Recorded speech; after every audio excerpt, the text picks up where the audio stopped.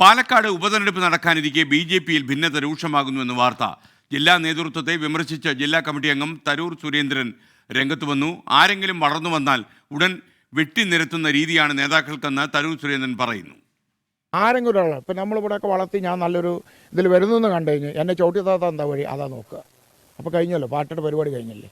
ഇങ്ങനെയാണ് പല സ്ഥലത്തും പാർട്ടിയുടെ നല്ല പ്രവർത്തകർ പിരിഞ്ഞു പോകുന്നു, അല്ലെങ്കിൽ വിട്ടുപോകുന്നു, അല്ലെങ്കിൽ പാർട്ടി പ്രവർത്തനം നിർത്തി വീട്ടിലിരിക്കുന്നു.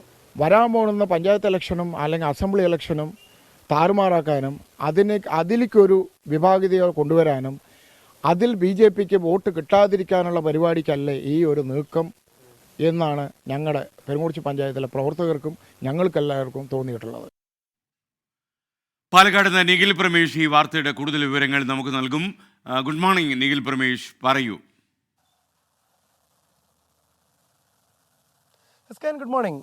പാലക്കാട് ഉപതെരഞ്ഞെടുപ്പ് വരാനിരിക്കെയാണ് ജില്ലാ നേതൃത്വത്തിനെതിരെ രൂക്ഷമായിട്ടുള്ള വിമർശനങ്ങളുമായി ജില്ലാ കമ്മിറ്റി അംഗം തരൂർ സുരേന്ദ്രൻ രംഗത്തെത്തുന്നത്. അദ്ദേഹം കഴിഞ്ഞ ഏതാനും നാളുകളായി പാർട്ടിയുമായി ഇടഞ്ഞു നിൽക്കുകയാണ്. യോഗങ്ങളിലൊന്നും തന്നെ പങ്കെടുക്കുന്നില്ല എന്നാണ് അദ്ദേഹം പറയുന്നത്. അദ്ദേഹത്തെ ചൊടിപ്പിച്ച പ്രധാനപ്പെട്ട ഒരു കാര്യം എന്ന് പറയുന്നത് ഏതാണ്ട് ഒരു മാസം മുൻപ് JP നഡ്ഡ പാലക്കാട് എത്തിയപ്പോൾ ചില പൗരപ്രമുഖരെ ഉൾപ്പെടുത്തിക്കൊണ്ട് ഒരു യോഗം സംഘടിപ്പിച്ചിരുന്നു.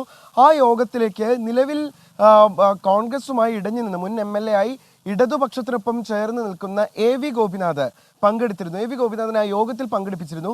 ഇതാണ് പ്രധാനമായും തരൂർ സുരേന്ദ്രൻ അടക്കമുള്ള ആളുകളെ പ്രകോപിപ്പിച്ചത്. കാരണം പെരിങ്ങോട്ടുകുറിശ്ശിയിൽ BJP വളർത്താൻ താനടക്കമുള്ള ആളുകൾ അഹോരാത്രം പരിശ്രമം നടത്തുമ്പോൾ BJPക്കെതിരെ ശക്തമായി പെരിങ്ങോട്ടുകുറിശ്ശിയിൽ നിന്ന് യുദ്ധം നയിക്കുന്ന AV ഗോപിനാഥിനെ തങ്ങളുടെ ആരുടെയും താല്പര്യമില്ലാതെ അല്ലെങ്കിൽ തങ്ങളുടെ ആരോടും അനുവാദം ചോദിക്കാതെ ഈ യോഗത്തിലേക്ക് ക്ഷണിച്ചു എന്നുള്ളതാണ് തരൂർ സുരേന്ദ്രന്റെ പ്രധാനമായിട്ടുള്ള ആരോപണം. അതുമാത്രമല്ല, പാർട്ടിയുമായി ഒരു ബന്ധവുമില്ലാത്ത ചില ആളുകളുടെ വീട്ടിൽ വെച്ചാണ് ഈ യോഗങ്ങളടക്കം നടക്കുന്നത്. അതിൽ തങ്ങളെ അടക്കമുള്ള ആളുകളെ ക്ഷണിക്കാതിരിക്കുന്നു.